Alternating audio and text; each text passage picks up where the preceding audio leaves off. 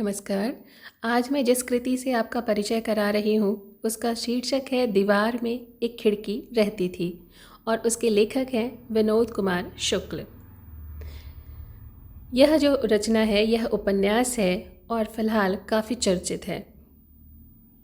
कभी कभी साहित्य में एक ऐसी खिड़की खुल जाती है जिससे रोशनी केवल बाहर नहीं भीतर भी गिरती है। मनुष्य के अस्तित्व, उसकी चुप्पियों, उसके छोटे छोटे सुखों और दुखों पर। डॉक्टर रविभूषण का यह कथन याद आता है कि जीवन में दरवाज़ों से ज़्यादा खिड़कियों का महत्व होता है। दरवाजे भीतर बाहर के रास्ते दिखाते हैं, लेकिन खिड़कियाँ हमें देखने और समझने की दृष्टि देती है।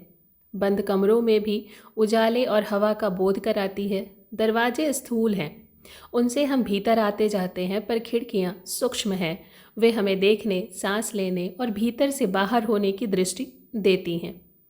विनोद कुमार शुक्ल का यह उपन्यास इसी दृष्टि का दस्तावेज है, जहाँ दीवारें जीवन की सीमाएं हैं, पर खिड़कियाँ उन सीमाओं के भीतर बची हुई मानवीय रोशनी है। विनोद कुमार शुक्ल का उपन्यास दीवार में एक खिड़की रहती थी एक ऐसी खिड़की है जो दीवार के भीतर भी रहती है और पाठक के भीतर भी खुलती है। यह उपन्यास किसी कथा की तरह नहीं, बल्कि धीरे धीरे जलते दीपक की तरह फैलता है। न ठोस रूप में, न ध्वजवाहक विचार में, बल्कि उन असंख्य सांसों में जिनसे आम आदमी अपना दिन काटता है और जीवन रचता है।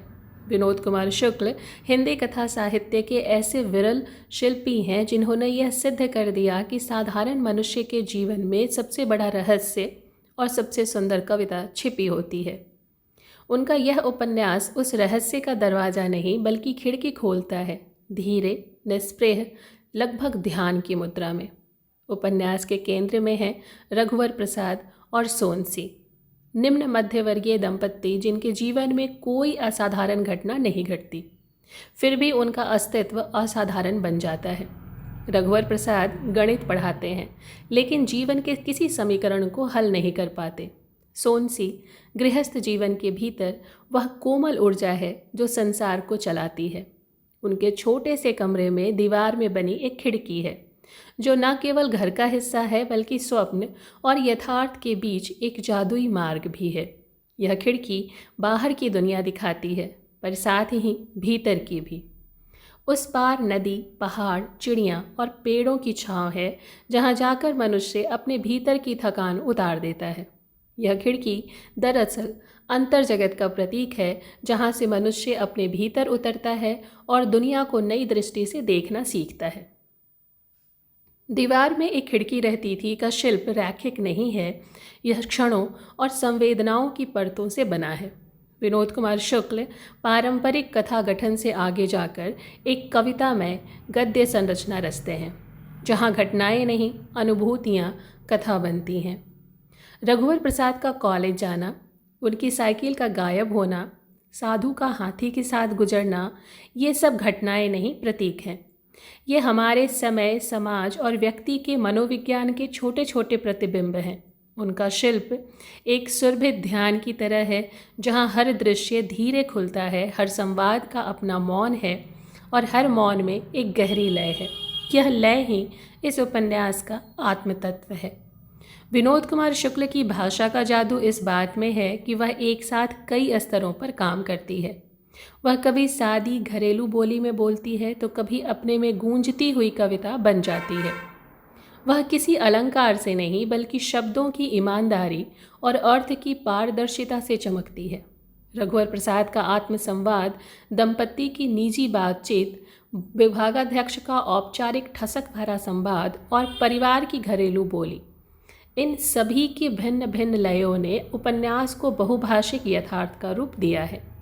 यह भाषा हमें यह एहसास कराती है कि साहित्य का सबसे गहरा संगीत उसी में बसता है जो सबसे सादा है। उपन्यास की पूरी रचना दीवार और खिड़की के प्रतीक पर आधारित है।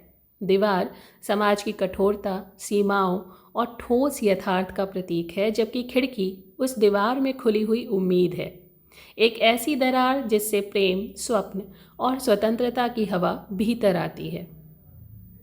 इस संरचना में लेखक ने जीवन के दो आयामों, स्थूल और सूक्ष्म, वास्तविक और काल्पनिक को एक साथ बांधा है। यही उन्हें भारतीय उपन्यास परंपरा में एक अद्वितीय स्थान देता है। इस उपन्यास का सबसे मोहक पक्ष उसका प्रेम है, जो बिना किसी नाटकीयता के साधारण दिनों के भीतर बहती नदी की तरह प्रवाहित है। रघुवर प्रसाद और सोनसी का संबंध इस उपन्यास को एक मृदुल ऐन्द्रिकता देता है, जो न शरीर से बचती है न उसमें डूबती है। वह प्रेम है जो नैनों और मौन के बीच पनपता है, जो साझी थकान, साझा रोटी और साझा नींद में जीवित रहता है। दीवार में एक खिड़की रहती थी यह साबित करती है कि उपन्यास का शिल्प केवल कथा की गति में नहीं बल्कि समय और संवेदना की लय में छिपा होता है। यह रचना गवाह है कि विनोद कुमार शुक्ल ने हिंदी उपन्यास को एक नई दिशा दी, जहां कविता और गद्य, स्वप्न और यथार्थ, करुणा और परिहास का अद्भुत संतुलन संभव हुआ। उनके यहाँ शिल्प केवल रूप नहीं बल्कि दृष्टि का विस्तार है, जो दीवारों में भी खिड़कियाँ खोज लेता है। और शायद यही इस उपन्यास का सबसे सुंदर अर्थ है कि हर दीवार में चाहे मनुष्य एक खिड़की सचमुच रहती है, और मनुष्य की बस वह दृष्टि उसके सामने होनी चाहिए जो दीवार में खिड़कियाँ खोज सके। आप सभी श्रोताओं से अनुरोध है कि यदि आपको मेरी यह कोशिश अच्छी लगती है तो कृपया वीडियो को लाइक करें और हमारे चैनल को सब्सक्राइब करें। धन्यवाद।